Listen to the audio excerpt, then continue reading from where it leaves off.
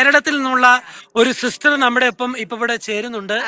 ഈ സിസ്റ്റർ ഈ little sisters of poor എന്ന് പറഞ്ഞ കോൺവെന്റിലെ സിസ്റ്റർ ആണ്. മാർപ്പാപ്പ വന്നപ്പോ മാർപ്പാപ്പയ്ക്ക് കൈ കൊടുക്കാനും സംസാരിക്കുവാനും സിസ്റ്റർ കൂടെ ഉണ്ടായിരുന്നു. അമ്മ ഞാനിവിടെ വന്നിട്ട് 30 കൊല്ലായി. ഞങ്ങള് വയസ്സായ പാവപ്പെട്ടവരെ നോക്കുന്നതാണ് ഞങ്ങളുടെ സേവനം.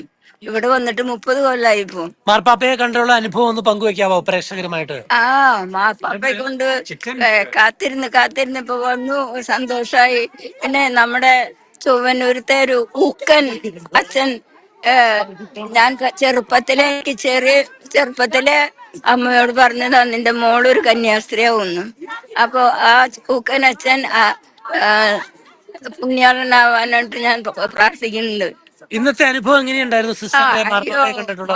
മാർപ്പാപ്പനെ കണ്ട് എന്തെന്നാ പറയാ, കാത്തിരുന്ന് എല്ലാവരും ഇവിടെ വന്നു. ഞങ്ങൾക്കൊരു നല്ലൊരു അതിനു വേണ്ടിയിട്ട് ഞാൻ ദൈവത്തോട് നന്ദി പറയാ. എന്നെ ദൈവത്തിന്റെ സേവനത്തിനായ അച്ഛത്തിന് നന്ദി പറയുന്നു. ഏതായാലും സിസ്റ്റർ വളരെ എക്സൈറ്റഡ് ആണ്. ഈ ദിവസങ്ങളിൽ കാത്തിരുന്നത് പോലെ മാർപ്പാപ്പയെ കാണുവാനും കൈകൾ മുത്തുവാനും ആശീർവാദം സ്വീകരിക്കുവാനും സിസ്റ്ററിനും ഇവിടെയുള്ള വന്ന എല്ലാവർക്കും തന്നെ സാധിച്ചു. അതിന്റെ സന്തോഷത്തിലാണ് അവർ. ഞാനിപ്പോ 30 കൊല്ലായി. സിസ്റ്റർ കേരളത്തിൽ എവിടെയാണ്? ഞാന് തൃശ്ശൂര്.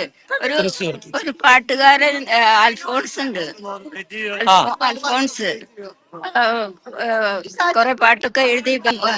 ഇപ്പൊ അവിടെ അവൻ എന്റെ സ്വന്തപ്പെട്ട കുട്ടിയാണ്. അതെ, പാട്ടുകാരനായ അൽഫോൺസിന്റെ ബന്ധത്തിൽപ്പെട്ടതാണ് സിസ്റ്റർ എന്നാണ് പറയുന്നത്. നമുക്ക് ഇവിടുത്തെ മദറിന്റെ അടുത്തേക്ക് പോകാം. മദർ എവിടെയുണ്ട്? മദർ